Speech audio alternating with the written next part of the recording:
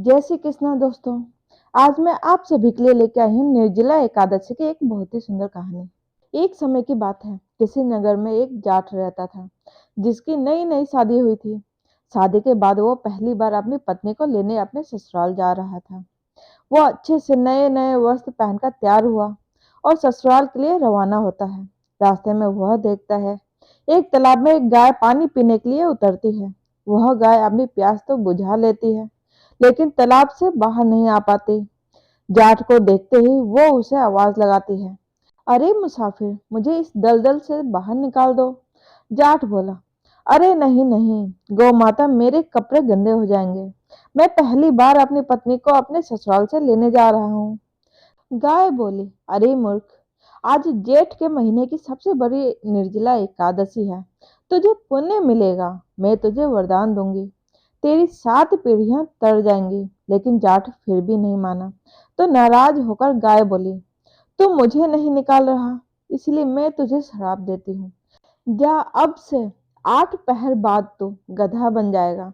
यह सुनते ही जाट डर गया और गाय से माफी मांगने लगा। लेकिन तब तक गाय तालाब में पूरी तरह डूब चुकी थी। वो उदास हो गया और उदास मन से अपने ससुराल पहुंचा। नए नए जवाई को देखकर ससुराल में सभी बहुत खुश थे। लेकिन वहां पहुंचते ही जाट ने रट लगा ली, मेरी पत्नी को विदा कर दो, हमें घर जाना है, हमें अभी जाना है। सभी ने बहुत मिन्नतें करी कि एक दिन तो रुक जाओ, लेकिन वो नहीं माना। तब उसकी पत्नी बोली, सब इतना कह रहे हैं तो आप एक दिन के लिए रुक क्यों नहीं जाते। तब जाट ने अपनी पत्नी को श्राप की सारी बात बता दी। श्राप की बात पता चलते ही उसकी पत्नी उसके साथ घर की ओर वापस चल दी। 8 पहर पूरे होते ही जाट गधा बन गया। उसकी पत्नी उसे घर में लेकर बैठी रही।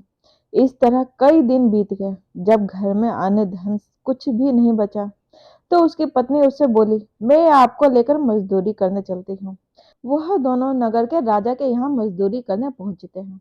राजा के यहाँ कुएं की खुदाई का काम चल रहा था। उसकी पत्नी अपने सिर पर मिट्टी रखकर काम में लगी रही। बाकी मजदूर उसे देखकर बोले, अरे बहन, तेरे पास तो यह गधा है, तो तू अपने सर पर बोझ क्यों उठाती है। इस गधे पर बोझ क्यों नहीं ढोती। वह कुछ नहीं बोली। दूर से राजा भी यह सब देख रहा था। एक दिन राजा ने उससे पूछा, तुम्हारे पास गधा है तो तुम बोझ क्यों उठाती हो।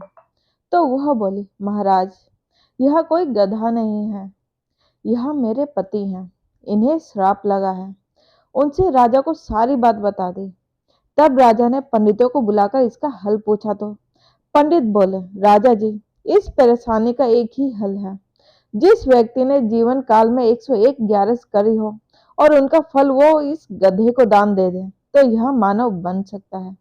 राजा ने पूरी नगरी में ऐलान करवा दिया कि जिसने भी 101 ग्यारस करी है, अगर वह अपने ग्यारस का फल इस गधे को दान दे दे तो राजा उसे अपना आधा राज्य दे देंगे। लेकिन पूरी नगरी में कोई भी ऐसा नहीं था जिसने 101 ग्यारस करी हो। किसी ने 10 तो किसी ने 11 तो किसी ने 21 ग्यारस करी थी। तब वहां एक बूढ़ी माई आई और बोली, राजा जी, मैंने पूरी 101 ग्यारस करी है। राजा बोला, तुम अपने ग्यारस इस गधे को दान कर दो तो मैं तुम्हें मुंह मांगा वरदान दूंगा। बूढ़ी माई बोली, महाराज, मैं धन लेकर क्या करूंगी। आज हूं तो कल नहीं, मैं यह धन किसे दूंगी। मैं इस गधे को अपनी ग्यारस देने को तैयार हूँ, लेकिन एक निर्जला एकादशी को मैं अपने पास रखूंगी। इस निर्जला एकादशी के फल से मुझे मोक्ष की प्राप्ति होगी, मुझे श्री हरि विष्णु की प्राप्ति होगी। ऐसा कहकर उस बूढ़ी माई ने अपने 100 ग्यारस का फल उस गधे को दे दिया और वह गधा वापस इंसान बन गया। लेकिन एक ग्यारस की कमी से उसका पूरा शरीर इंसान का तो हो गया, लेकिन गधे की पूंछ उसके शरीर से नहीं हटी।